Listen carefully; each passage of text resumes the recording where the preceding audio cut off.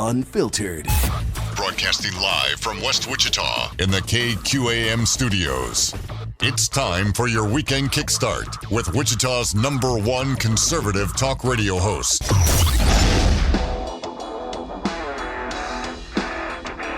This is Kansas Talk with Andy Hoosier.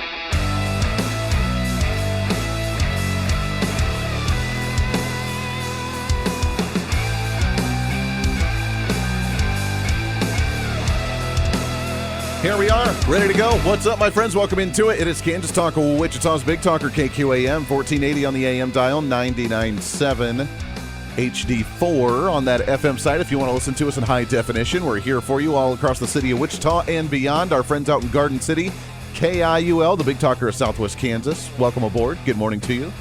The 5-state Big Talker, KGYN. We're essentially all over the place, the entire southern half of Kansas. Plus, we have our live video stream on, which you want to hear on Facebook at facebook.com/1480KQAM. And, of course, the app at SC Wichita. You can download that, find KQAM Radio. We are still, I believe, winning on the Battle of the Stations on who's the favorite on that one. So continue to download that app. Find us here on KQAM and, of course, our website at KQAMradio.com. Hey, it is so great to have you all across the state and beyond. We have so much to cover, so much to get to after our post-Labor Day weekend celebration. Yeah, took some time. Little R&R, went back to Colorado, and I will break that down in just a moment because I did what I said I was going to do, which was watch and monitor what the western portion of Kansas looks like with all of the windmills and the ridiculous alternative energy stuff. Garden City, I'm telling you, man, western Kansas, I went through, I stopped in Garden City, smelt those meat processing plants. It was a beautiful thing. the little voice of reason, she was not too happy about that, but it was nice nonetheless. Then we got stuck for a very long time behind a semi that was transporting one of the blades of a windmill. That was just one of the blades, which those things are ridiculously long, and it took forever to get around it, and it was going the same direction we were, and we were behind that thing for a long time. We did see many of the windmills that were just not working in general. We did see some, and it was one of those days that was really foggy that day, so it was even covering half of the windmills. We couldn't even see a lot of them, but it was interesting. I will be the first one to say that I am so glad that Donald Trump is ending the subsidies on these things and the ridiculousness that goes along with these windmills, the alternative energy in Kansas. Why the hell did we do that in the first place? Can we just admit that? What are we doing? Why would we go down that road? Didn't make a whole lot of sense to me. So it was a great trip to get back to Colorado, smelt the pine and how wonderful it was out there. And but we are happy to be back in Wichita. I will say, though, the rumors are true with the nationwide rankings of the allergies, with Wichita being #1 in the nation for allergies. Before we left, I was like a little bit stuffy, kind of sneezing here and there. I went out there within a day. My sinuses were clear. I felt great in Colorado, and since then, I have been ridiculous. I've been trying to survive, and it has been a struggle with the sinuses and the allergies here since we've gotten back. So bear with me on that front, but holy cow, man, it is true. Wichita has been ranked #1 for the worst city in allergies in the entire nation, and I can definitely see why.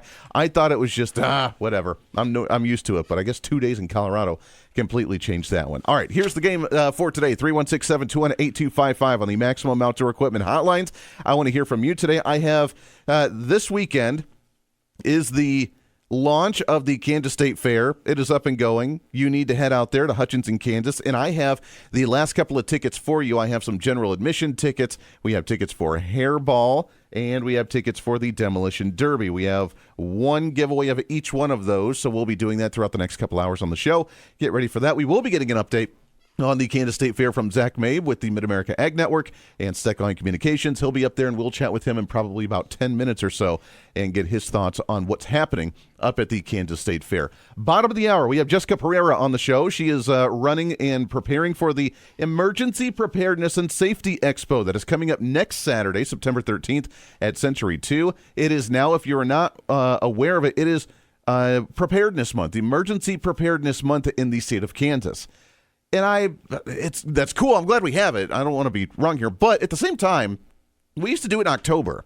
And if you remember under under Brownback's administration, it would be Emergency Preparedness Month, and it would be Zombie Preparedness Month. Have fun with Halloween. Be prepared for, if you're prepared for a zombie outbreak, you're prepared for a tornado or any other type of emergency situation. And October seemed to be the perfect month for it. Now we bumped it up the month. She didn't want to do the same thing because Governor Brownback evil, right? I don't know. But I'm glad we're doing it. It's Preparedness Month, and we're going to talk about the Emergency Preparedness and Safety Expo. We'll talk about the event itself and ways that you can prepare yourself for whatever emergencies may happen, especially with the number of rain and storms that we've gotten throughout this year. Holy cow. Hour number 2, we have Alex Dwyer on the show. He's with the Kansas Young Republicans. And at the bottom of next hour, we'll get into some local election season. Brent Davis, District number 2 candidate for USD 259 School Board. He'll be joining us on the show and talking about that upcoming race that is November 4th. Put it on the calendar. It is coming up fast and heavy. So we'll cover all of that. We have the alternative energy that continues to be a focal talking point in the state of Kansas. And there is a rumor, if you've been reading the news, Democrats are already trying to get ahead of this. Whether it actually happens or not, time will tell.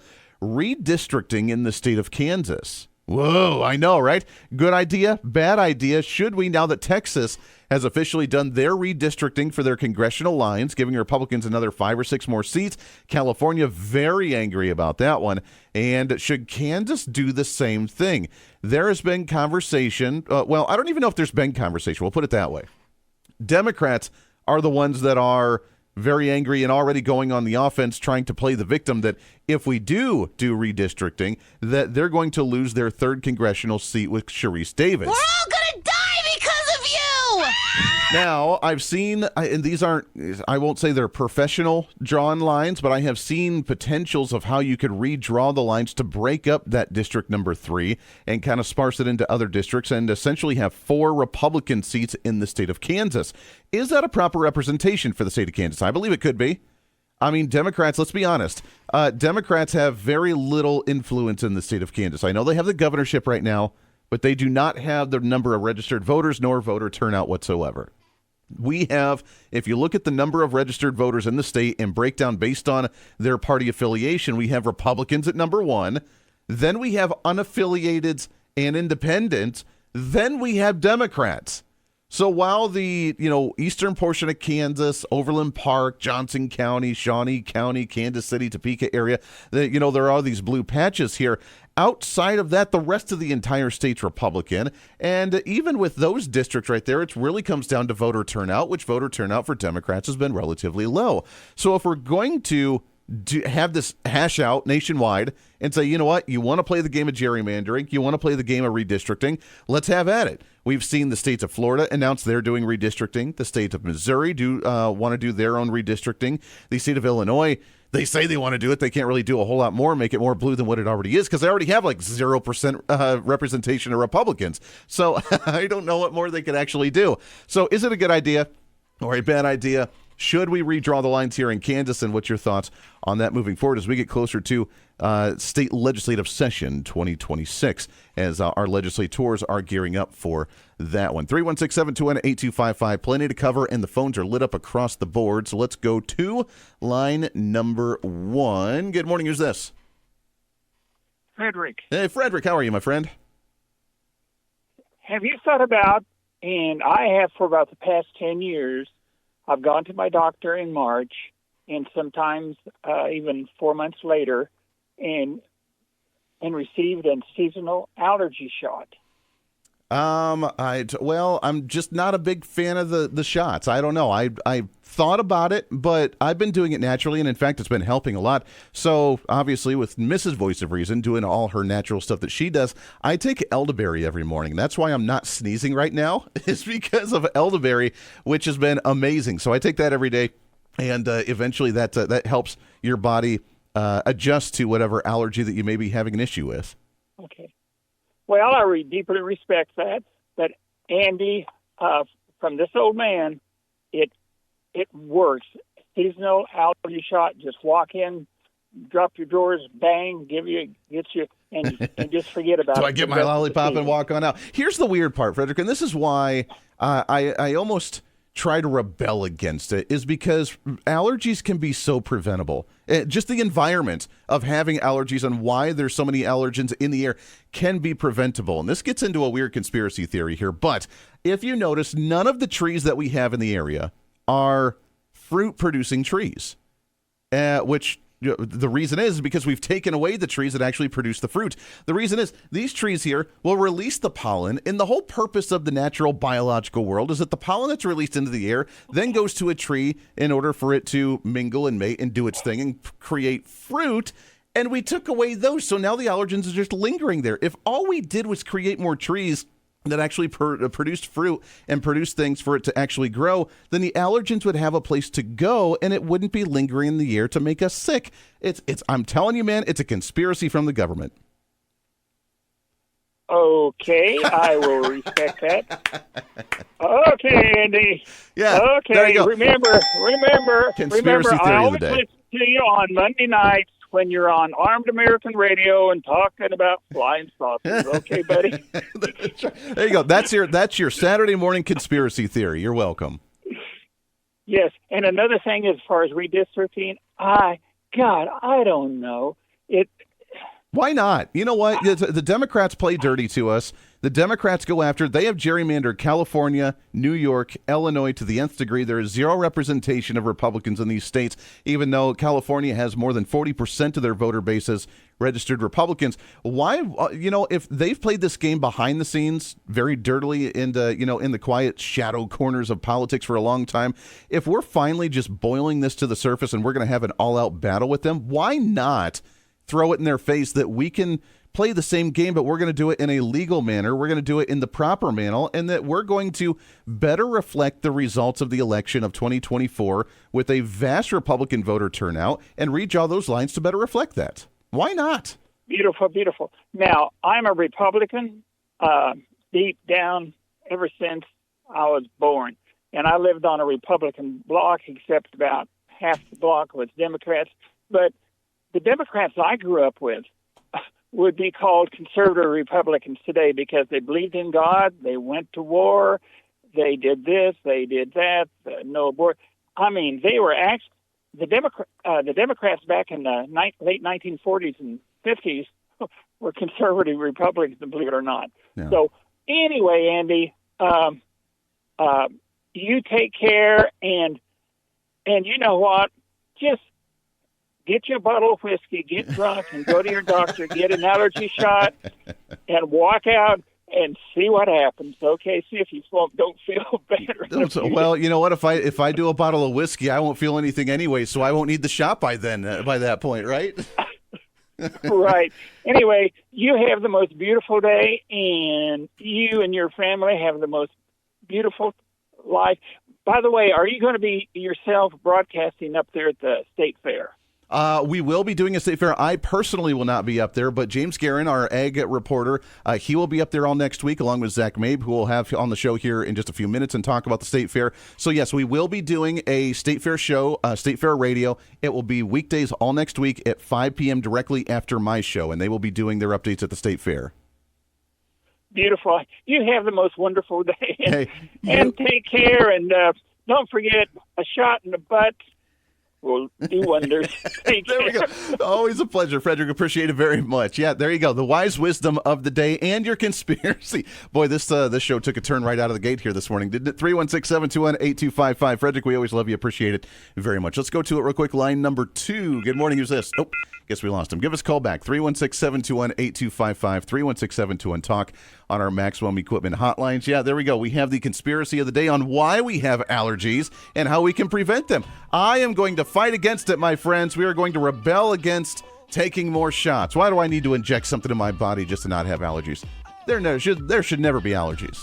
We just got to find the natural way. I will say, taking elderberry gummies, or just taking the elderberry concentrate helps immensely. That is why I'm able to actually speak right now during this season. Nonetheless, happy Saturday morning to you. We got plenty to get to. Redistricting, good idea, bad idea? I want to hear your thoughts. We'll get to all that and so much more for a Saturday morning. It's Kansas Talk, KQAM. Stay here. Now I'm naked, you say I'm a kid. My ego is big, I don't give. This segment of Kansas Talk is brought to you by Napoleon Appliance Repair, voted best of 3 years running for best appliance repair in Wichita. It is 24 minutes past the hour. Welcome into it. Kansas Talk, Wichita's Big Talker, KQAM. Great to have you here on another morning, getting back into the swing of things after the Labor Day weekend. And boy, oh boy, is this not the greatest weather on the face of the earth. The greatest weather ever. I woke up this morning driving down, and it's in the mid-50s. It's only supposed to get to like 70 degrees today. It's going to be sunny. This is perfect. Yesterday, kickoff of high school football, week number 1 in the books. And it was rainy and cold and 50 degrees. I remember playing football, and I got to tell you, that was probably the best time to play football compared to the 105 degrees when you're like, I think I'm having a heat stroke. Yeah, it doesn't work that well. So now, perfect weather, man. I'm telling you, it's great. We got some more callers on the line. We will get to you momentarily. But first, we got to get an update because it is also, it shows because now we always get it when it's really hot or when it's really cold. And now we're starting off nice and cool and perfect for the first weekend of the Kansas State Fair 2025. We will be broadcasting up there all next week, so stay tuned in right here on KQAM as we will be having Fair Talk Radio at 5 p.m. directly after my program all throughout the entire week. And the man himself that's going to be living at the State Fair all week long and probably enjoying every bit of fried food that's possibly up there, Zach Mabe with the Mid-America Ag Network. Zach, are you already indulging in the fried foods? What's going on, brother? Hey, Andy. So, yes, I think I've gained about 2 pounds already. And yesterday was the first day. There wasn't much going on because of the rain, but there was still great food. Nice. It's hard to beat the State Fair. I mean, yeah, by the end of the State Fair, we're kind of tired, but, after a couple weeks, we're like, all right, we're ready for the State Fair again. Yeah. But we have a lot of good things coming up today. Yeah. I mean, there's a lot of stuff going on this entire weekend. Talk about what's we can look forward to. Well, for starting off today at 10 a.m., we are going to have a milking parlor demonstration. So if you've never seen cows, be milked, if you want to know where your milk comes from, it doesn't come from the grocery store. If you want to see where it comes from, head on over to the milk parlor demonstration that's over by the dairy barn, and you can check that out. Now, hold on. Now, are you going to be doing that? We need to see video proof of this. I'm not going to be milking. I used to milk. I started milking when I was 12 years old, and it's probably something I'm not going to do again. Okay. Maybe. Let's just be honest here. All right. It was enjoyable. So let's move over to 11 a.m. This is the one that I'm definitely going to be at. I'll post pictures on our Facebook pages and stuff. It is the King Arthur Donut Contest. Oh, okay. And that's going to be in the Arts Building. Nice.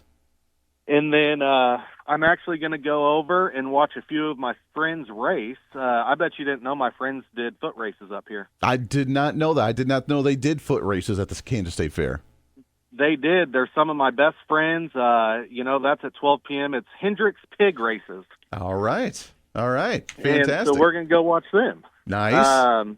And then it gets even better. I mean, as the day goes on, it just keeps getting better. So 12:30, we're going to go to Pies, and More Pies contest. That's going to be in the Domestic Arts Building. At 1 p.m., Andy, I don't know. Have you ever seen Ron Diamond? I have not seen Ron Diamond in person, no. You need to come up to the fair and come watch him. I have to say, it's one of my favorite things about the fair. I honestly thought last year was his last year, but I guess he decided to do it again. All right. Which is okay with me. But he is Ron Diamond Hypnotism. So if you want to see people get hypnotized, or if you want to get hypnotized, at 1 p.m., it's going to be at the People's Bank and Trust Arena, which is directly north of our booth, which we are directly north of the Pride of Kansas building. Nice. Yeah, that will be fun. And I want to see video evidence of you getting hypnotized as well and seeing what you may do while you're under. That's something that we probably shouldn't video. Maybe it is. Maybe we can win on America's Funniest Home Videos. Maybe. That's right. Or America's Got Talent. Who knows what you're capable of while you're under? I could become famous, Andy. Who knows? Never know. That's right. You could very much become famous. That's right. And then at 1 p.m., we have Butter Sculpture Contest. That's going to be Pride of Kansas building, which is directly south of us. Okay. And I think everybody should go to that. I mean, come look at the butter sculpture that's in the back of the building. Sure. I did get pictures of it yesterday. She was working on it. Okay. And, when she's building this sculpture, she's not using any tools. All she's using is butter in her hands. Oh, sure. And which is wonderful to see. I mean, it's cool to see that kind of talent here in Kansas. And then 2 p.m., we have the Scouting Pinewood Derby, and then also the Outlaw Derby and the Grand Prix Derby. And that's going to be at the Oz Gallery. Let's go down. Oh, this one's a good one. We got about 30 seconds, Zach. What's the big concert coming up later on tonight to wrap things up for the evening? Oh, Jeff Dunham's going to be here tonight. Jeff Andy. Dunham's going to be there tonight. All right. Jeff Dunham. That's going to be fantastic. So if you guys want to, there's still tickets for the grandstand, so make sure you get your tickets to Jeff Dunham. He hasn't been here in a little bit. But I think that concludes for the State Fair for today. He puts on a great show for sure. And again, remember, you can tune in right here to KQAM at 5 p.m. all throughout next week for Fair Talk Radio. Zach, you'll be doing it along with James Guerin with the Mid-America Ag Network. You guys have fun at the Kansas State Fair and eat a lot of fried whatever, fill in the blank for me. How about that? That's what I'm going to do. My goal this year is to gain 30 pounds. 30 pounds in a week. We'll make it happen. All right, brother. Appreciate it very much. Baby. You betcha. Zach Mabe with the Mid-America Ag Network. We'll have some calls on the line. We'll get to you when we come back right around the corner. It's Kansas Talk, KQAM. Stay here.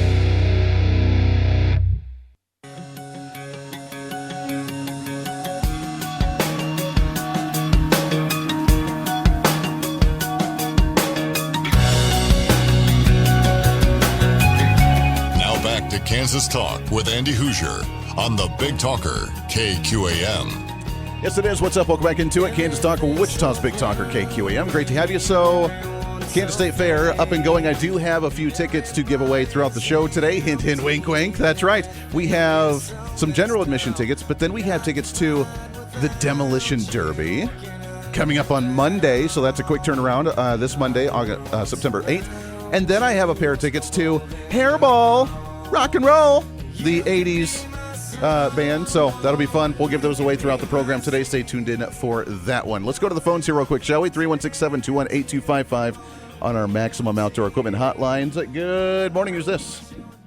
This is Dan. What's going on, my friend? How are you? I'm doing well, Andy. Hey, thanks for the tickets. Hey, well, there we go. You know what? I'm sure we can work something out there. No, I mean, thanks for the tickets last week. Oh, last week. Oh, you did. That's right. You got the tickets last week. Well, very good. We'll have fun up at the State Fair this week. It's going to be a great time. Yeah, I'm going to Dunham tonight. Oh, fantastic. I love Jeff Dunham. He is. I love him. I've seen him one time when he came to, I believe, in Trust Bank Arena a year or two ago. He was fantastic. He is worth the show to watch. This will be my third time. Oh, fantastic. I love it. I love it. What's on your mind, my friend? About your redistricting. I don't know that we needed all this controversy other than the Democrats stepped in it. But, they keep doing all these 80-20 issues and being on the 20 side. I think we're in a really good place to take a lot of those districts that they think they got solid anyway. Yeah. That's a great point. And that's why I say, they play dirty all the time. California's been redistricted and gerrymandered to the nth degree. Illinois has done the same thing. Maryland, New York, all these states that have very little Republican representation, I have actually thrown out, and being the vice chair for the state party, we've thrown the idea out to the White House and to the Republicans at the national level.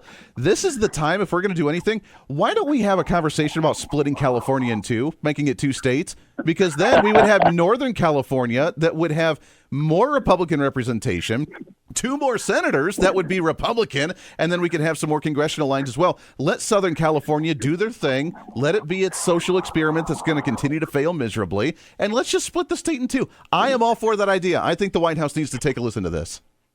Do we have to keep San Francisco?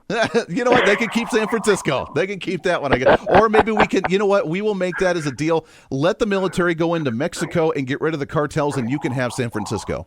How about that? That sounds good to me. I love it. That's a great idea. But yeah, they've been playing these games for a long time. Why not have the conversation? And even though here in Kansas it's only 1 seat, let's make it better reflective of what the national vote looked like. We went overwhelmingly for Donald Trump. There was very few opposition against Trump in the state of Kansas. Why not redistrict, better represent, and Sharice Davids may not have a job relatively soon. Well, I think if we mess up the boat too much, they might come back and get us with a bigger effort. I think we just put a big effort and win that seat outright. Yeah, well, there's that too, and I know we're working on some great candidates, which, looking at the state party and how we are preparing ourselves for the midterms, we are in a good position, I think, so get ready for that one. Dan, we appreciate it, my friend. Always appreciate the phone call very much. And great conversations for sure. 316-721-8255. All right, we have a great event coming up next weekend. It is the Emergency Preparedness Safety Expo here for Sedgwick County. It's going to be at Century 2 Expo Hall, and it's going to be next Saturday from 10 to 2. And to talk some about that, we have in studio with us to promote the event. Really happy to have on here Jessica Pereira. Jessica, how are you, my friend? It's I'm great to have How you. are you. Yeah, it's great to have you in studio. I am excited for this. I've always loved, and again, we were joking about it earlier in the show, when Governor Brownback back in the day would always have his preparedness for like zombie preparedness. Because if you're prepared for a zombie outbreak, then you're prepared for any natural disaster. And I think that is the perfect way to have fun with it, but show and showcase how important it is to be prepared for whatever emergency may come up. Absolutely. Being prepared for an emergency is so critical. Yeah. And we are going to have a great time at this Safety Expo. Although we will not have zombies, we will have some bloodborne pathogen education and lots of fun and games for the kids and things like that. But we could kind of turn it into a zombie con as well. Absolutely. Maybe Yeah. if people show up in zombie costumes, see? that would be cool. That's I'd totally be okay all with right. that. That's totally all right. So first and foremost, we always thank our first responders in the community because they've done a fantastic job, and I know that you guys have worked really hard with them as well. But talk about what this is focused on with this Emergency Preparedness Safety Expo. Wonderful. Well, Ann Hauk, the chair of our local emergency planning committee, share more information about what that's about. And thank you and welcome into the studio. Appreciate you. Good morning. Thank you. Well, we have, for the past 8 years, worked on and focused on first responder education. And this year we decided to flip the table a little bit. Okay. And we wanted to bring the safety and emergency preparedness to the community level. So this event is really focused at making sure we provide all of the resources and tools available to our general community people in one location so that they know, who do I contact if my house floods? Who do I contact if my kids get sick at school? Who do I contact about an electrical lines down in the yard? So we have a lot of people supporting the safety and preparedness for our community at this event. So we've been very fortunate to gather everybody and put them in one location. Yeah, that's really cool. The flooding thing, I'm sure, is a major issue, especially with all the rain we've gotten this year. What have we gotten, like 16 inches or something throughout the summer? So I am honestly surprised I've not heard as many cases about flooded basements, even though it's been spread out throughout the entire summer. That's a lot of rain. That's a lot of water. And, now that the Cheney Reservoir is at full capacity again, now we're like, all right, thank you, nature. We can calm down a little bit now. Thank you very much. So let's talk about some of that. If, God forbid, we have a flood, if we have, like you said, a power line down, some of those things, I mean, who do we call? What do we do in those types of situations? So we have a whole bunch of vendors and sponsors and businesses that are at this event to help disseminate information to the community.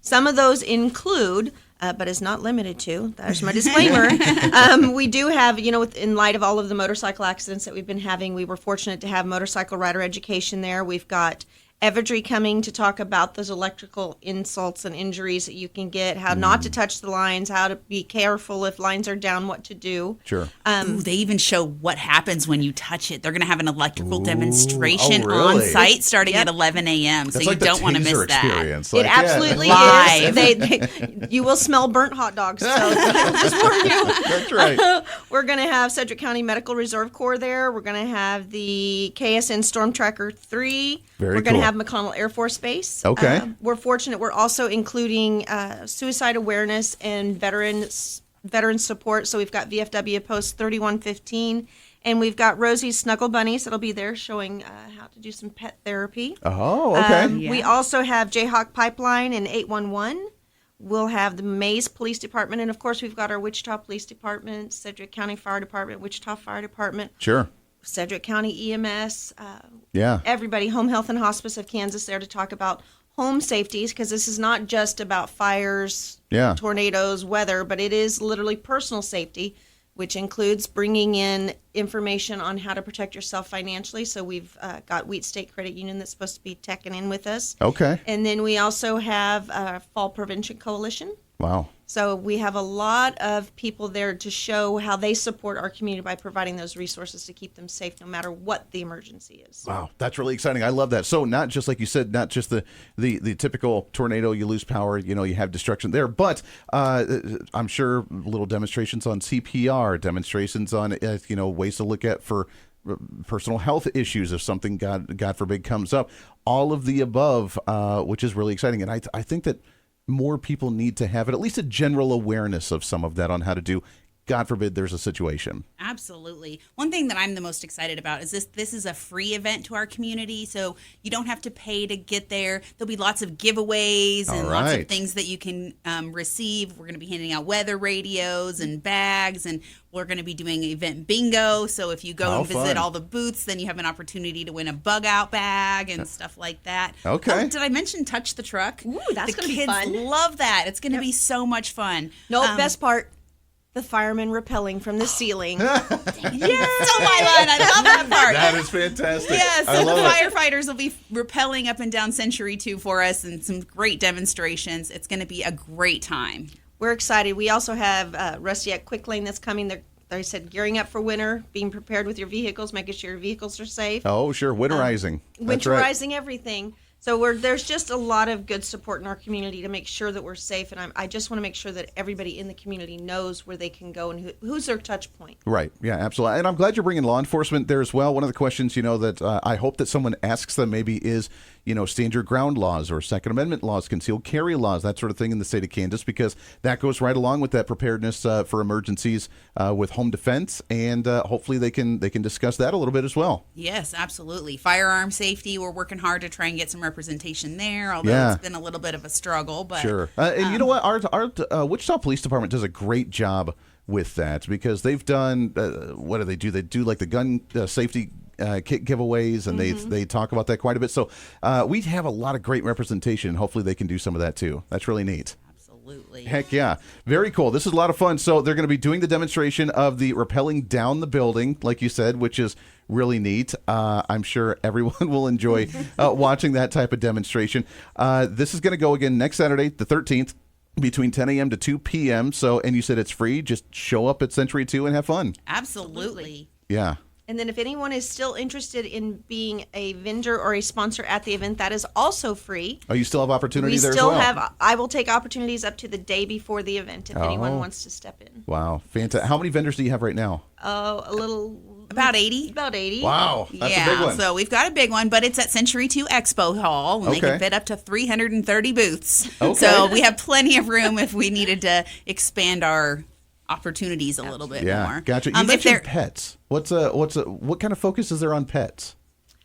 Go ahead. Oh, I was just going to say, making sure that pets are prepared for disasters. A lot of people don't think about having a bug out bag for their pets, but making sure that you have pet food and leashes, that they're microchipped and things like that are very important. So Bruce Spain Veterinary Clinic was one of our sponsors, and she's been an amazing resource for the community, reducing those costs and fees. So she's also one of our big promoters for this event. Gotcha. Very cool. I love it. It is the Emergency Preparedness Safety Expo. Hang here. We're going to take a break. When we come back, we'll talk some more about what you could expect at the event and how you can participate in this one. Going to be a fun one. I love these types of expos because you can learn so much. And even if you consider yourself a prepper and you are prepared in your own ways, then you can always learn something new, always learn ways to better enhance yourself and prepare for whatever may come, which is really neat. It's the Sedgwick County Emergency Preparedness Safety Expo next Saturday, September 13th from 10 to 2 at Century 2. And we'll cover some more of that when we come back around the corner, plus your phone calls as we wrap up hour number 1 of Kansas Talk on KQAM. Lots more to get to. Stay here.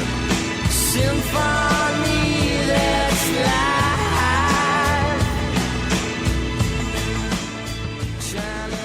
This segment of Kansas Talk is brought to you by Napoleon Appliance Repair, voted best of 3 years running for best appliance repair in Wichita. Welcome back to it. Last segment here for hour number 1 on Kansas Talk, Wichita's Big Talker KQAM. So we are talking about all the great events going on now that we are into official fall season. Week number 1 of high school football in the books as of last night. We had the game of the week here on KQAM. We are the home of Bishop Carroll football over on our sister station, KGSO. We have Kansas State Fair starting off this weekend. We'll have some tickets for that. And next weekend, the Emergency Preparedness Safety Expo for Sedgwick County at Century 2.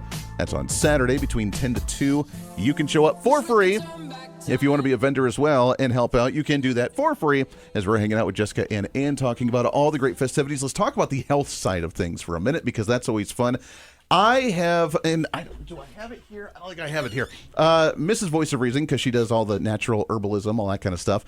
She has little packs of the emergency kit for salt in case you have low blood sugar, you know, the minerals that you need to rehydrate your body if you get dehydrated, but also things of cayenne pepper. And we've heard that if you take cayenne pepper, God forbid, someone have a heart attack on the spot and taking an aspirin, instead of doing that, you take cayenne pepper because it helps the regulating your blood flow to either clot it or thin it.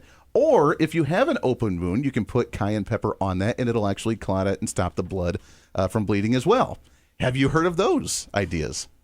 No. No, all right. No. No. So, But if you are interested in learning about how to stop the bleed, we will have training there. talk about that. How do we do that to stop? Let's say someone gets a major gash and it's bleeding all over the place. What the heck do you do with that? Absolutely. Well, it depends on where it is. Oh, yeah. If it's on a thigh or an arm, I can tourniquet it, or I can apply direct pressure. So we're going to learn a lot about that at the event. Okay. Yes, the American Red Cross will be there for Stop the Bleed. We'll also have CPR class, hands-on CPR. Okay. So that is a great process to learn. Yeah. These are the types of things that you'll need to know, because when you are in a car accident, the first responder is you. Mm-hmm. You're the one that has to figure out, you know, oh my goodness, I need to call 911, I need to apply pressure, things like that. So when we say first responders, I mean, they're first responders. It's really you, though, that needs to be prepared for that emergency. So we want everybody, when they come to the event, we want them to keep in mind that they are the first responders. They're seeing the trained, experienced responders, but they really are the first ones. I was witnessed an accident not too long ago, and I'm like, well, wait a minute. I'm actually the first one on scene. What am I seeing, and what can I do right now that when first responders get here, they're more prepared about what they're going to be seeing as well? Oh, sure. That's a great point. They need to have a little tease about what's coming up to actually be prepared for it. Exactly. So some of the other things that we're going to be putting together on the side of preparedness is we are offering, or the Sedgwick County's done a great job with offering CERT classes. Those are Certified Emergency Response Team classes. And you can sign up at this event to participate in those. So that's really a great opportunity to see how you can respond. And we've got our K-9 team that you can sign up for. We've got ham radio training that'll be available. Oh, that would be fun. I've always wanted to learn how to do that. That would be neat. There's a lot of things that Sedgwick County offers for the community to become more involved in protecting not only themselves, but responding in a disaster, be it a small one, be it a little one. It may be your neighbor's house that catches on fire. Sure. And it just helps you be better prepared. So we're trying to take every aspect from simple things from stopping the bleed all the way up to saving somebody's life, or saving a town, saving a person. It's even active shooter, recognizing and seeing, hey, what are the signs and symptoms of somebody that's a little bit off and we may need to brace ourselves for what's coming. Right. Or to, do some preventative measure to see, is there a threat? Is there a harm? Is someone trying to harm someone else or themselves even? Correct. Yeah. Then you get to the next step of it, a little bit more self-awareness and self-protection. There are so many scammers right now. We see it in health industry as these little people take phone calls and they're like, hey, send us $50. I'm like, oh, but they wanted me to send them $50. $5,000 later, they've lost their income. So we're looking at safe cybersecurity. We're looking at financial security, safeguarding your personal information. So there are so many resources that we're trying to provide. We just want people to take advantage of it. And again, it's a free event. Yep. We want people to be there. It's no obligation, but we sure want you to be safe and be ready. We really want you to be more responders than reactors. It's a great point. Yeah, and you can never be prepared enough, like you said, especially with technology. I'm glad you guys are focused on cybersecurity. We've just had on the show the last week or so talking about safety with artificial intelligence and with how crazy that's getting. And we already have scammers out there and hackers that are getting into your computers and tech. Now with AI, it's going to take it to a whole new level. You need to be prepared. And I probably need to be the first one to say, I probably need to change the passwords on everything because it's all the same password with different small variants, right? And I'm sure most people do that, right? Absolutely. No comment. No comment. So we're fortunate. DHS, the Department of Homeland Security, and CISA are going to be present for this event, and they're going to be providing information on cybersecurity And also a little caveat to that is keeping your kids safe. We have so many kids that don't know. They're so great with technology and so great with using their cell phones, but they have no idea what they're doing or what they're talking or who they're talking to. Or what threats are out there. Threats are out there. So we're excited to have DHS and CISA with us. That's awesome. I love it. We are out of time, my friends. It is the Sedgwick County Emergency Preparedness Safety Expo next Saturday right here in Wichita at Century 2 Expo Hall. It is free from 10 to 2. Go and check it out. Thank you guys for coming in here, letting us know about this. We got to do a recap afterwards and see all the great ways that we can protect ourselves in whatever situation may arise. So good luck. Have fun next week. We'll talk to you again here soon. Thank you. You betcha. Hour number 2 right around the corner. Alex Dwyer with the Young Republicans. We'll chat with him, talk about the upcoming off-season elections, and we'll get some candidates on here to chat about the November 4th elections for local communities. Back after this here on Kansas Talk KQAM. Unfiltered. Broadcasting live from West Wichita in the KQAM studios. It's time for your weekend kickstart with Wichita's #1 conservative talk radio host.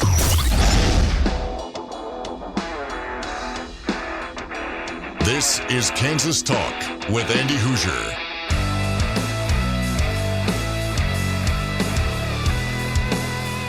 Yes, it is. What is up, my friends? Welcome into it. Our number dose of Kansas Talk, Wichita's Big Talker KQAM. Great to have you here for another Saturday. Back up and at it. We're not officially in fall yet, but it sure feels like fall. It's nice. Oh, it's nice. Mid-50s right now. Going to be in the 70s for the high, nice and sunny. I might actually mow my yard now. I might actually do that. I've been holding off, number 1, because it's been way too hot. Number 2, every time I get home at night, it's raining. So thank you for that. You know, we needed it. We need the moisture. Cool, we're not in a drought anymore, but, you know, I'm sure my neighbors appreciate that very much as well. Welcome into it. Great to have you here. We are broadcasting in the Devon James Injury Lawyer Studios, and we are on right here with the Maximum Outdoor Equipment Hotlines at 316-721-8255 if you want to jump on with us there. You are more than welcome to do so. Brent Davis will be with us at the bottom of the hour. District number 2 candidate for USD 259 School Board. We'll talk a little bit of education and where we're at with the school district going into the school year now that we're a few weeks into it. I have to say real quickly, and then we'll get to our guest here, is that little voice of reason, man. So we live outside of Wichita. We live in a small little town, and like really small. We are the 3rd smallest school district in the entire state. I want to say her 6th grade class is 7 students for the entire 6th grade. The high school senior class, I believe, this year is about 6 students, I want to say. So very small school. I love it. She is in volleyball, and she is in cheerleading this year for the first time for middle school in the 6th grade. They consider that... It's weird. They consider that still the last year of elementary. I consider that middle school. My school was 6th, 7th, and 8th grade, all middle school. I guess every school does it different. Nonetheless, she was doing cheer on Thursday for the middle school football team. We don't have a high school football team, but we have a middle school football team. And she was just loving it, having so much fun. And it was a blast to watch that. So she's growing up, but it's crazy to watch all the youth and what they're doing. So what's the school year look like now that we are into fall activities? We have week number 1 of high school football in the books. We have college football that's going on all throughout the weekend, and 'tis the season for things to cool down just a little bit, the fall festivities to start coming out, and for you to get that sweater out and get that bonfire going, which is really kind of neat. 316-721-8255. Don't want to waste any time, though. There's plenty to talk about as we go to our... Let's go to the Maximum Outdoor Equipment Hotline. That's right. Where are we at? Talking about the youth of America, and especially for the young generation that is coming up and wanting to change the world of politics here in Kansas and beyond. We always love to get an update from them with the Kansas Young Republicans. Happy to have on the show Mr. Alex Dwyer back with us. Alex, how are you, my friend? Doing good, Andy. Doing very good. Heck yeah. Loving the fall weather for sure. Loving the fall weather, man. I will take this over that 105-degree communist weather all the time, right? Yeah, we had a brutal summer, man. I mean, it was hot, hot, hot. And you added all the rain that we got, too, especially down in Wichita. Like, it was hot and humid and wet. Oof. Yeah. Good to be in fall. It's good to be in fall, for sure. I know it was, I don't know, about a month or two ago when you guys had your convention. I want to talk about that in just a moment with the national convention. But we are just a couple months away from the off-season election. November 4th, I believe October 13th or 14th is the deadline to register if you haven't done so. And then mail-in ballots begin. But we have a lot of young voters or young candidates across the state of Kansas that are with you guys. But we have a lot of activism from the young generation in these races for school boards and for city councils and county commissions. That's really exciting, isn't it? Yes, it is. It's definitely nice to see more young people kind of step up to the plate and decide to start running. Obviously, down in Wichita, you have Jenna Howerton out in District 3. She's one of our members, and she's going to do a great job and win back that seat down there in District 3. You have Mark Goley out in DeSoto. He's running at large for city council there. We actually already have a young Republican in the DeSoto City Council, Victoria McMoran, who's actually a friend of mine. We went to college together. We're in Young Americans for Freedom back in the day.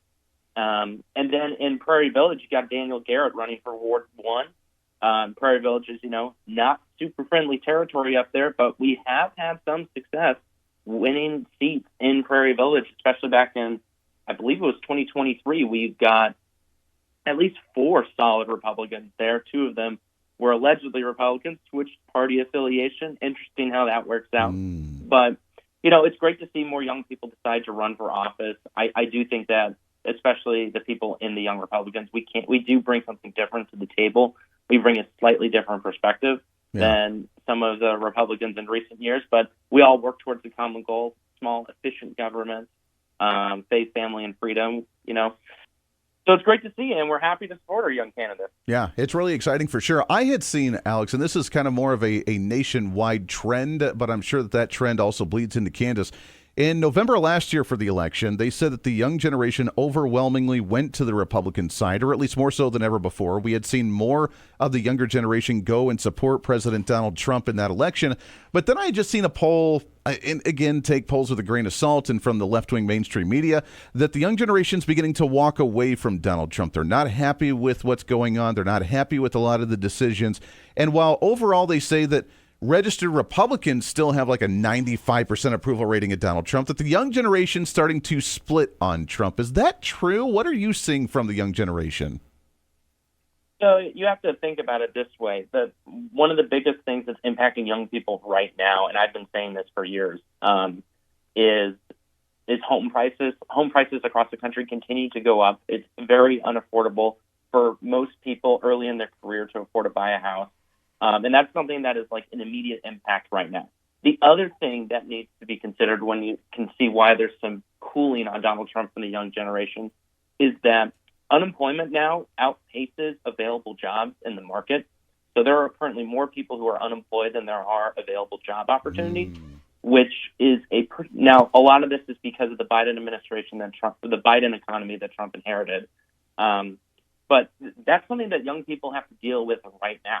And although Trump is doing things that are going to benefit the economy long term, right? Like he had all the tech leaders from across the country visit him in Washington the other day, and they were talking about making very large investments into the U.S. economy. But we're not going to see that benefit for a couple of years. And young people who are, especially ones who are looking for work or looking to buy a house right now, they want to see an immediate impact. Sure. And this is actually why it's beneficial to have young people running for these municipal races, because at a city council level, at a school board level, those legislators can make immediate impacts because they are the closest to the community versus Washington. Right. Anything that goes on in Washington is going to take years to see the result of that. But these candidates, especially like Jenna and Mark and Daniel Garrett, they can make an immediate impact right now in their communities. They can get businesses going, and they can get the business community up and running in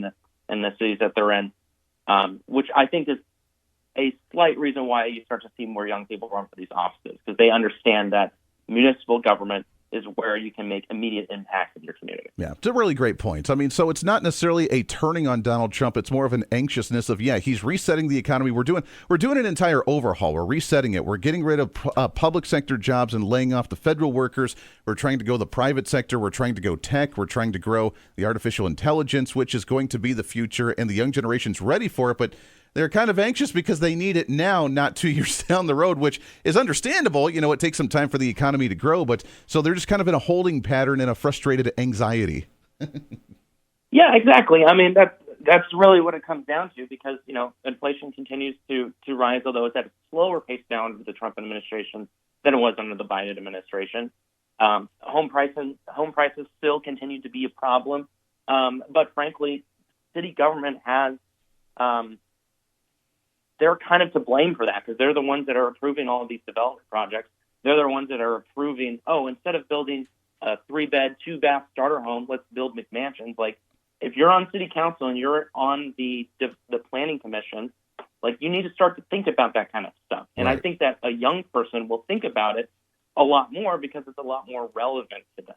So instead of building that apartment complex, we decided to build a duplex complex, at least something to get young professionals into the home buyer arena, versus having to just continually rent for the rest of their life. Sure. Which, as we all know, especially a lot of your listeners know, like, the way to long-term economic financial stability is to be a homeowner, because then you have an asset, you're building equity, you have a place to raise your family in. So it's good to see this kind of stuff start to matriculate down into the municipal races with young people getting involved. Yeah, it's a really great point. We're talking with Alex Dwyer. He's the chair for the Kansas Young Republicans. Let's shift gears real quickly to the social issues.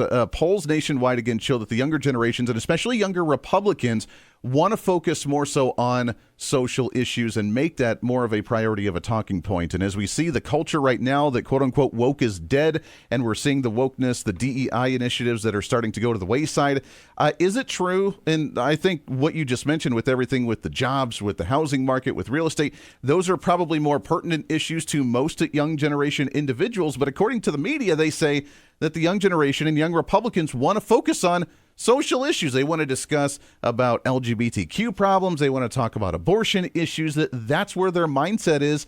Is that really true? I think it's partly true. Look, you have to remember that a lot of the people, especially in Generation Z, we were the ones that had to live through all of the COVID nonsense back in 2020. We were the ones who had to deal with being forced to go to remote learning. All of our social areas got shut down. We couldn't go and socialize. Like, Generation Z is the ones that were impacted most by some of these social policies that the left installed, especially during that Biden administration. Sure. And look, like, the social issues are a lot of the things that you see. Like, we see the impact of just telling everybody that you can transition. Like, we're the ones that have to live that. Right. And I do think that there is a revival of especially in the young community, of this pro-life mindset, because, classes continue to get smaller. People want to feel some kind of connection. Church attendance is starting to rise within the young age demographic. People are looking for a sense of community because, especially in their developmental years, late teens, early college, a lot of that social fabric was stripped away from them by the Biden administration. Sure. And so people are longing for purpose. And when you have that situation happen, a lot of people turn to the church, which is a very good thing.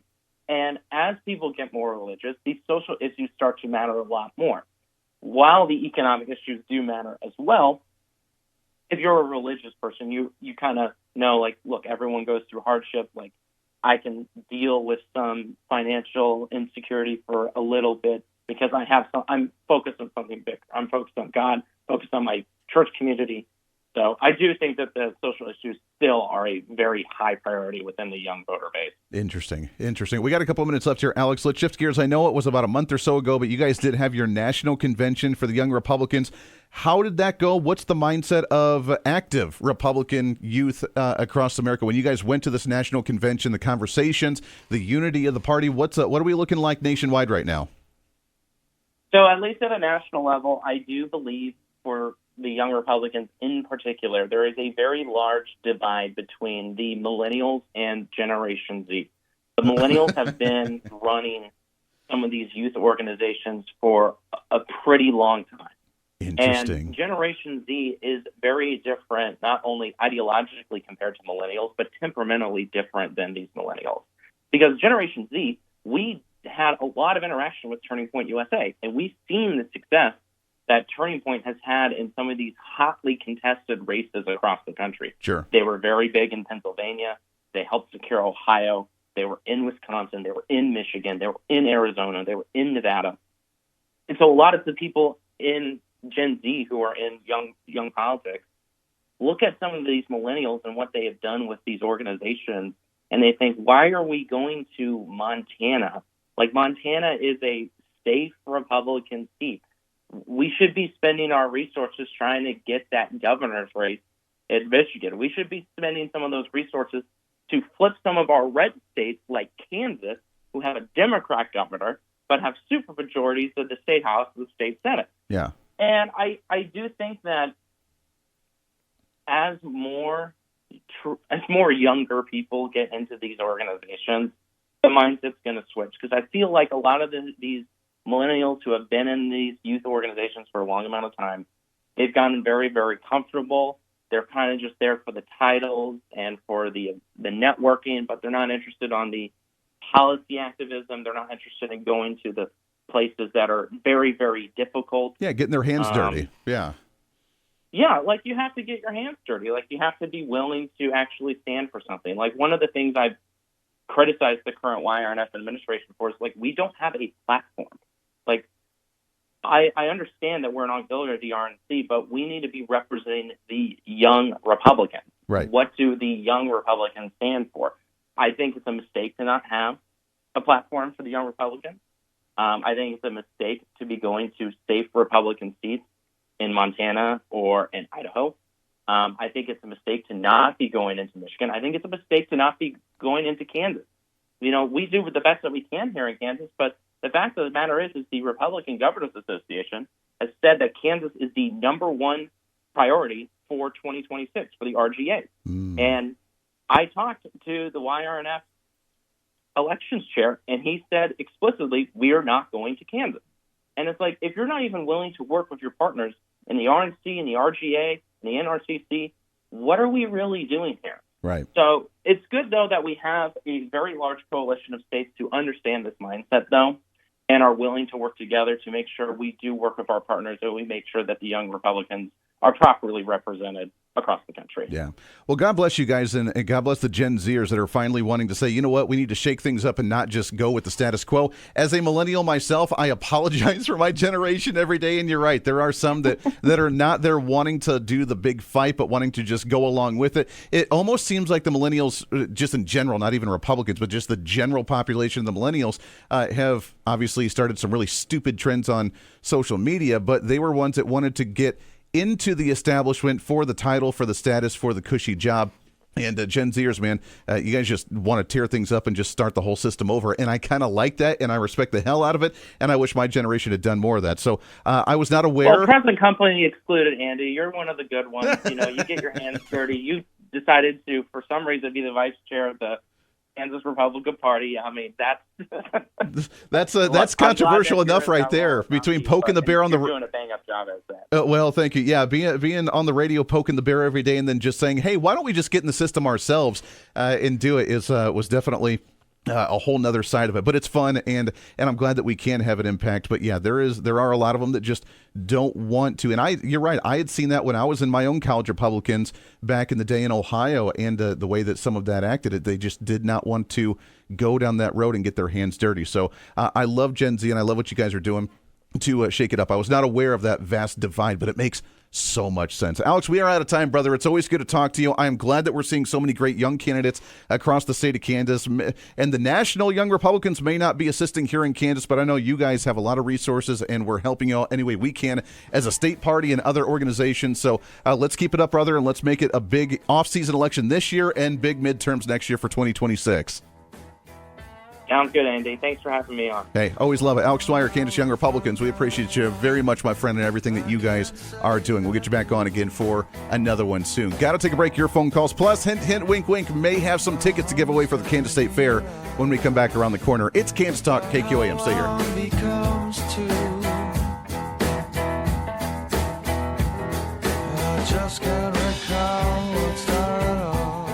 This segment of Kansas Talk is brought to you by Napoleon Appliance Repair.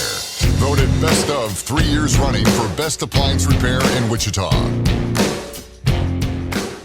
Welcome back to the program. By the way, if you missed earlier this week here in the city of Wichita on Wednesday, we had the great opportunity to see Chris Kobach, our Attorney General for the state of Kansas, announce his official re-election bid for 2026 in the midterm elections. I had the honor to be able to MC that myself, so that was fun. Hopefully you were there. If you were not, then get ready, man. Midterm elections are going to be, as Donald Trump says, huge and bigly next year. And I think we're going to make it bigly. Yeah, so get prepared for those. They're going to be a wild race for sure. And as the vice chair of the state party and what the statewide leadership's looking at, and with a lot of these candidates, we are in for a crazy one. All right, I have 316-721-8255. Let's do caller number 3. And I have some tickets for the Kansas State Fair. We have the general admission 4 tickets for gate admission. And we'll tie it in with your choice with either tickets to the Demolition Derby, which is coming up on Monday. So you're going to have to come and get the tickets on Monday and then head up there that evening for the Demolition Derby.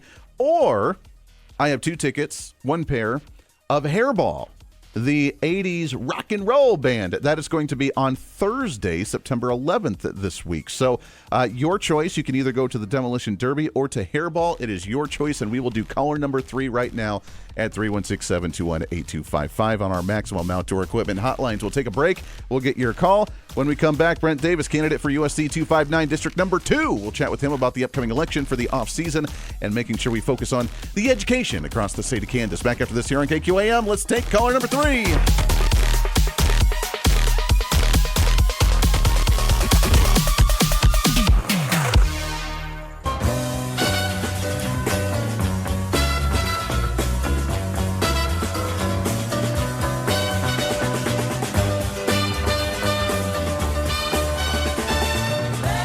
Listening to Kansas Talk with Andy Hoosier on the Big Talker, KQAM. Yes, you are. What's up? Welcome back into it. Great to have you for a Saturday on the home stretch here. By the way, all of our great stations we're on right now, KQAM here in Wichita, our friends out in Garden City, the Big Talker of Southwest Kansas, and the 5-state Big Talker, KGYN. We have college football all throughout. Here in Wichita, you don't. You actually get to listen to your normal programming, but our sister station over in KGSO, they have college football all day long today. Plus NFL games tomorrow. We had the Kansas City Chiefs yesterday. Not a great start for them, although I'm no expert because I didn't watch it, nor do I watch a whole lot of football. But nonetheless, if that's your thing, then you have prime opportunity to listen and to pay attention to with all of our great stations here at Steckline Communications. By the way, we have our winner for the round number 1 of the tickets for the State Fair. I have one more pair of goodies for you that hint, hint, wink, wink we will do by the end of this half hour with another family pack. And we have the Demolition Derby tickets. Well, I have 1, 2, 3, 4, 5, 6. We have 6 tickets to the Demolition Derby. So, and that is coming up on Monday. This coming up Monday, September 8th at 7:30. So we will give those away before the end of the program. But it's time to shift gears. As you know, November 4th, big election this year, and it is the local one, which means it's the one that actually has the most impact on you on a regular basis. And that's where we go to our...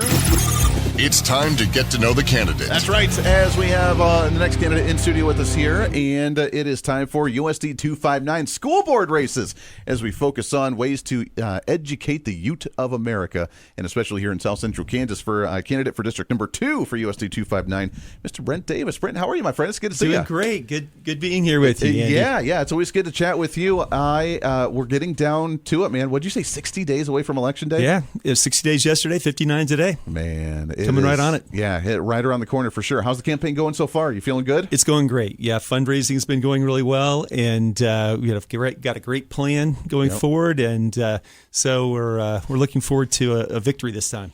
I've noticed that since Kathy Bond got on, since Diane Albert got on, since Hazel got on, that all three of them, it kind of shook it up in a lot of the other side of the ideological line was not happy with that. They've really focused on trying to take back those seats. So it's important this year to retain them and get you on there because it's so difficult to get anything productively done right now. Absolutely. Basically, unless we have a majority of people who are committed to change, we're just going to keep having the status quo, which is declining test scores for students and spending more money and getting less results. Yeah. Well, what kind of changes would you like to see right now? We've started to, I guess, maybe stop some of the radicalness, but we still have a long ways to go. What would you like to see done? Well, I mean, obviously, we need to look at the curriculum, look at what teachers are teaching, and set some policies about what sort of things can be talked about in the school system, for sure. But the main thing I want to look at is student results and achievement. So our achievement has been steadily going down. So my opponent, Julie Hedrick, has been just rubber stamping the status quo for 8 years. Yeah. So back in 2015, our USD 259 ACT average was 19.7, which is right around the 50th percentile. Okay. This year, it's 16.7, which is 30th percentile. Whoa. That means half the students that had the initiative to take the ACT in USD 259 scored below the 30th percentile nationally. That is just abysmal. And what that means is that these students are graduating with lower achievement, and so they're going to have lower lifetime earnings. That's going to hurt our economy, or it's going to cause our whole economy to have lower production. I mean, students, it's going to take them longer to learn how to do jobs. It's going to take them longer to learn to progress in their careers. You know, they're going to have to do a lot of remedial work when they get to college.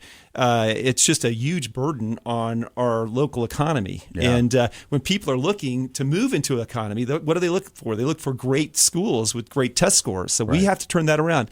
And the thing is, it has been turned around places around the United States. We just have to go and emulate what they're doing. Sure. Now, that's a great point. It is scary to go from 19 down to 16 for these test scores, and yet we continue to just spend more money on them, and they think that that's just going to solve the issue. So, this is a major focus. Why do you think it is going down? Is it lowering the standards because they want more? I mean, we talk about graduation rates and federal funding and how much money we're getting from other places. Is that why we're just lowering the standard every year to where it's trying to accept more students, but yet the test scores are going down because we're not pushing them to a higher challenge?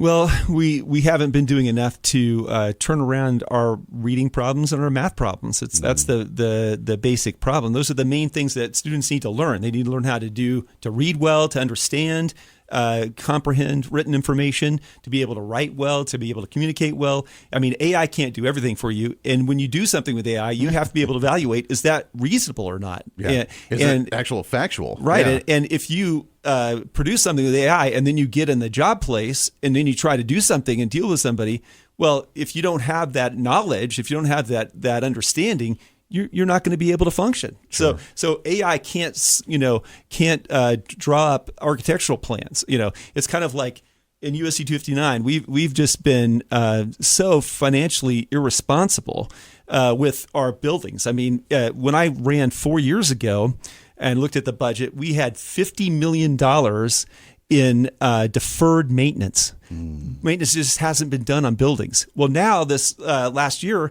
they tried to say, well, these buildings are all run down. We have to get new buildings. We need $450 million for more buildings. The reason is they haven't been taking care of the ones they have. Right. So, that kind of fiscal mismanagement is just, unexcusable. It's so weird. We have a budget for maintenance, and then we hear about these cases, and they were showing videos of black mold in the bathrooms and black mold in these buildings and all this stuff. And I'm like, what? If we have money for the maintenance, where is that going? And how in the world did we allow the schools to get in that condition to the point to where we want to sell them off for $1 and then have a master plan of spending hundreds of millions of dollars to build new buildings, which, by the way, is going to consolidate classes, make the classrooms bigger for students, and then have more students in a classroom to where the teacher can't have the one-on-one time. None of this makes sense whatsoever. Yeah, it's just very wrong-headed all the way around. So I mean, 4 years ago and 2 years ago, I sat down with Kelly Bielfield and shared with him all the research that's been done on these things, gave him studies, said, hey, what are we doing about this? and nothing's been done. Nothing's been done. So they did get a new letters program, and now apparently they're having a problem with students being able to say words but not understand what they mean. Sure. Because they don't have a good reading program to go along with that to help kids understand the world and what the meanings of those words are in the world. So there are studies that show that things that we're doing in USC 59 don't work, and that there are other things that we can do that will work. Yeah. And it's just a matter of being willing to do that and not make excuses because we have a high minority population or a high poverty population, because there are schools with higher minority populations and higher and more students in poverty than us who have completely turned it around. So it just depends on how you run the schools and the classrooms and how you train the teachers and what systems you're using. Yeah, it's a great point. I mean, the opportunities are there. We just have to utilize it and do it the right way. You had mentioned some of the reading, writing, and math. Which one needs most focus or reforms right now, or are they both equally bad? I've seen, my daughter's in 6th grade, I've seen the math homework. It's weird. I don't understand it half the time myself, and then when I show her an easier way to do it, I see the light bulb click on for her. She's like, oh, that makes a lot more sense. And she goes to school and she teaches her friends how to do it that way, because what they're doing is a basic multiplication problem, and they're drawing these boxes and they're doing these charts and yada, yada, yada. Like, why are you spending 20 minutes on a single problem? The entire system, like you said, this curriculum is just very strange on how they teach these kids now. Yeah, well, if it doesn't work, you shouldn't do it that way. So that's the bottom line of it. And we know ways that work, so we need to use those ways. Yeah. And so just looking at the test scores, as far as our state test scores that we're required to give in our schools. Sure. Basically, you can go to the Kansas State Department of Education website, and it's a little bit buried in there.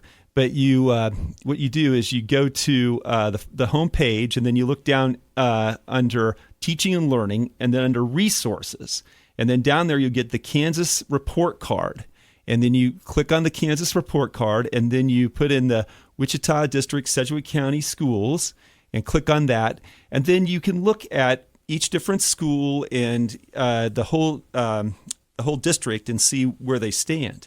And so it takes a while to get all this information, but it's right there. And so from that information, I show that in 2015, 58% of students in USC 59 were below grade level, needed remediation in English language arts. What was that number again? 58%. 58% are below. 58%. And if now you have a 58% failure rate, you would, as a business, you would not be in business any longer. Absolutely not. But in 2024, now it's 66%. So it's gotten 8% worse. Wow. In the last 10 years. Sure. And that's just inexcusable. And the math is even worse. 66% were below grade level in 2015, and now it's 68%. Right. So it's just declining. They're not turning it around. And there are ways to do this. We need to elect somebody who knows how to do it. Now, I help kids get higher test scores for a living. I've had 29 National Merit Scholars in the last 7 years. I've got 7 coming to my office tomorrow that are likely to be National Merit in next year when the results of the tests come out. And 2 of my students just now became National Merit Scholars. So I guess it's going to be 31 now. So that's what I made a study doing. So I'm able to bring the research to the table and ask the tough questions and help our team form the policies necessary to turn things around the school district. It's being done in other places around the United States. It's not like it's unknowable and can't be done. It's something that can be done right here in Wichita, Kansas. Yeah, it's a really great point. At the same time, they've started doing it. I am proud of one thing that they've been working on. I think we can do even more of it, is partnerships with like technical schools. Yeah. And getting on that front with trade schools, with technical schools. Obviously, that's the direction that the workforce is demanding right now. There's a gap in that. Are we doing a good job, and what can we do to even increase that focus even more so, do you think? Well, I think that they are doing some things in this area, and that's good. And we just need to do more, right? And make these certifications available to more students, and make sure that they're real certifications, not like in other places around the country, people are adding certifications in like floral arrangement, so something like that, a certification in that is not going to be too helpful for most students. But, welding and heat, HVAC and plumbing and other different, and CNA and other kinds of technical skills where students can get right out into the workforce and start earning money and paying for their college instead of going into debt for college. Right. Yeah, that's a huge point for sure. We're talking with Brent Davis, candidate for USD 259, District Number 2. You mentioned the workforce here, workforce retention, keeping young kids after they get out of school, going to higher education or even out of higher education in the workforce. Are there ways, even through the public schools, to focus on trying to retain that? We have an aging demographic in the state of Kansas right now, especially in the agricultural industries, but that's a whole nother conversation. How do we keep young kids, do you think, in the area here? Well, I really think that you get them to focus on their future and forming families.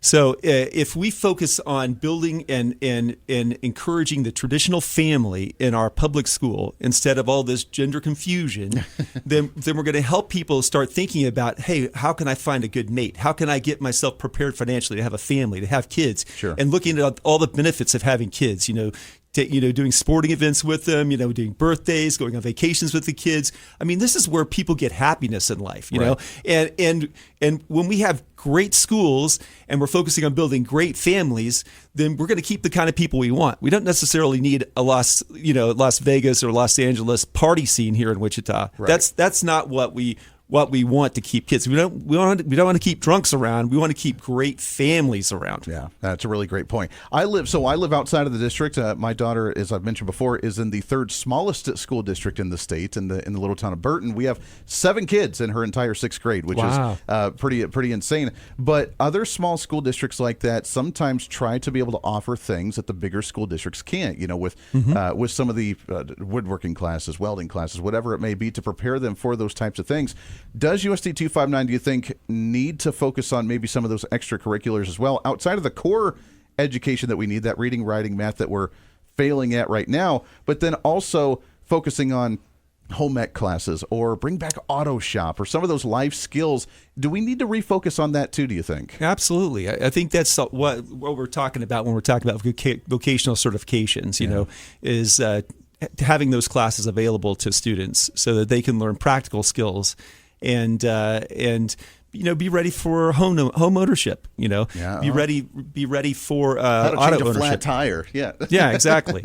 I mean, I took it upon myself to teach my kids how to change their flat tire. When they had one, I said, "Okay, you get to do it." And that's right.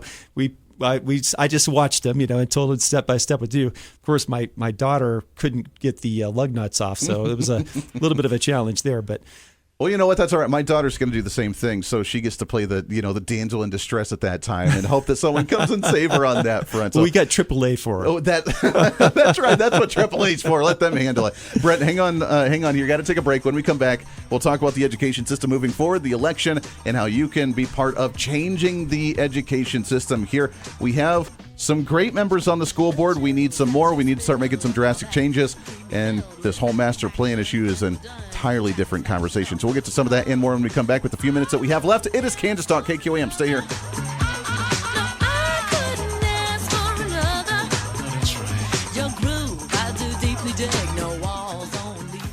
This segment of Kansas Talk is brought to you by Napoleon Appliance Repair. Voted best of 3 years running for best appliance repair in Wichita. Welcome back to the program. Got a few minutes left as we wrap things up for another Saturday. We'll be back again next Saturday here on Kansas Talk, so don't miss that every Saturday morning here on KQAM. Make sure to download the SC Wichita app. SC is in Steckline Communications, SC Wichita. You can download that, find KQAM Radio, make it your favorite station, and that way you can listen to us, you can send us messages, you can save your favorite shows on your calendar and set reminders for those, and a heck of a lot more. We are hanging out right now with Brent Davis, District Number 2 for USD 259, as we talk about the education race and ways to raise curriculum, raise the standards, challenge the kids more, not water it down, so that way we can say, hey, graduation rates are up right now. Like, we want to actually challenge the kids, because we were talking off the air a little bit, does no service to students whatsoever if you say, yeah, you were able to graduate, But if you didn't graduate with any type of quality, it's a watered down certificate that really doesn't mean anything, right? That's exactly right. Right now, the main achievement goal for USD 59 is to raise graduation rates. But if what you're doing is having principals cheat on scores, or if you're if you're just watering down the standards so it looks, so that you pass classes that you shouldn't be passing, that doesn't help anybody. It doesn't prepare you. You don't know the info. Exactly. And then people don't know what a diploma means. That's why we need standards, so that a diploma means something. And then you have to help the kids meet the standard, not water down the standards so that they can just graduate. And that's what we're doing in USD 59 right now. We need to be mad about that, and we need to vote and turn this around. Yeah, that's exactly it. That needs to be the number one focus right now. You mentioned the application of the kids, especially in that middle school age, can read a word but not understand it or apply it to the actual fact. That's a challenging program, but obviously we've been able to do it in the past. Why did it all of a sudden become such a major? Now we don't know how to make these kids apply these words once they learn how to read them. Well, it's just certain schools have been teaching kind of a whole language education, right? And so, which is okay for students that have those synapses already developed in their brains. Yeah. But there are a good number of students that have dyslexia or just don't have those synapses, and they need more phonics instruction and more drill and to develop those brain synapses. So we realize we've been making an error in that, and so they're changing that. But now if you just do that and just develop those synapses, but you don't talk about meaning and you don't do reading, so they're just not doing the whole program. And it's really sad to see that that's the situation. Yeah, it really is. Brent, we are out of time, my friend. Good luck on the campaign trail. We're getting down to it. Like you said, 59 days, which is absolutely insane, and we need you on that school board. So thank you for what you're doing. Thank you for campaigning, and hopefully we can get some good news. We'll get you back on here as it gets closer for the election. Thank you, Andy. Hey, always a pleasure, my friend. Brent Davis, candidate for District Number 2, USD 259. We appreciate what he does. What a rock star for that. Let's do caller number 2 right now. We'll get you the final tickets for the Kansas State Fair at 316-721-8255 with the general admission and the demolition derby. Caller number 2. Until then, we'll see you back on the radio. Bye.